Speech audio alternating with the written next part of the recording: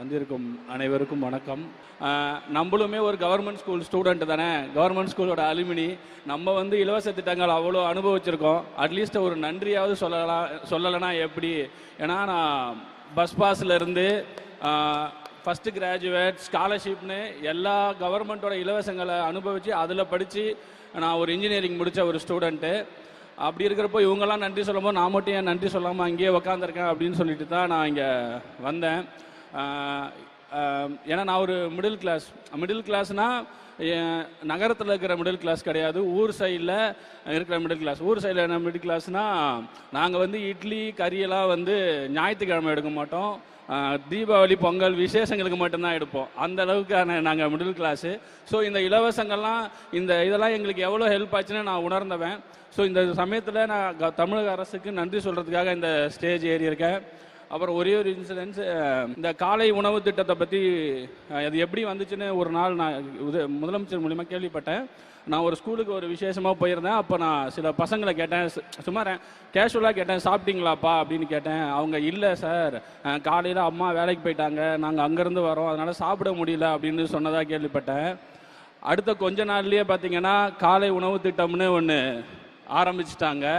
ஏன்னா நான் இலவச பஸ் பாஸ் வந்து அரங்கூர்லேருந்து திட்டக்குடி 12 கிலோமீட்டரு. நான் திட்டக்குடி ஸ்கூலுக்கு வருவேன். மேக்ஸிமம் 7:30 to 8 பஸ்ஸை பிடிக்கணும். 8, 8:30, 9 மணி ஆகிடும் ஸ்கூலுக்கு வர. அப்போ நான் யோசிச்சிருக்கேன், இந்த மதியம் சோறு போடுற மாதிரி காலையிலையும் சோறு போட்டிருந்தா கொஞ்சம் சந்தோஷமாக இருந்திருக்குல்ல, ஸ்கூலில் வந்து சாப்பிட்ருக்கலாம்ல அப்படின்னு நான் யோசிச்சிருக்கேன். அது இன்றைக்கி நடந்து அதனால் ஒரு 24 லட்சம் பிள்ளைகள் சாப்பிட்றாங்க. அது இன்னும் அடுத்த கட்டத்துக்கு போயிட்டு இருக்குங்கும் போது அந்த உணவுக்கு ரொம்ப ரொம்ப நன்றி சார்.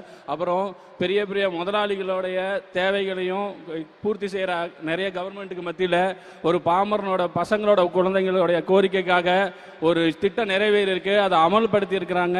அதுக்கு நான் நன்றி சொல்ல வந்திருக்கங்கும் போது இதை நான் ரொம்ப ப்ரிவிலேஜாக பார்க்குறேன். தமிழக முதல்வர் அவர்களுக்கும் கல்வித்துறையிற்கும் மிகப்பெரிய நன்றியை தெரிவித்துக் கொள்கிறேன். இது மாதிரி இன்னும் நிறைய பண்ணுங்க. நம்ம ஆல்ரெடி பண்ணிக்கிட்டு தான் இருக்கிறோம் தமிழக அரசு.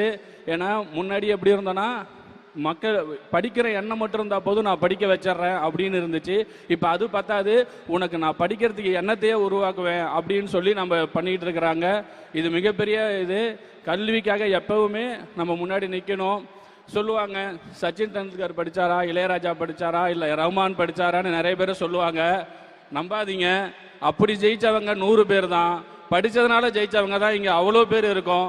நீங்கள் அதை ஃபாலோ பண்ணுங்கள். எக்ஸப்ஷனல் எப்பயுமே எக்ஸாம்பிள் ஆகாது.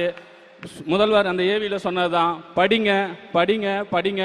நான் எக்ஸ்ட்ரா ஒரு தடவை சொல்கிறேன், படிங்க.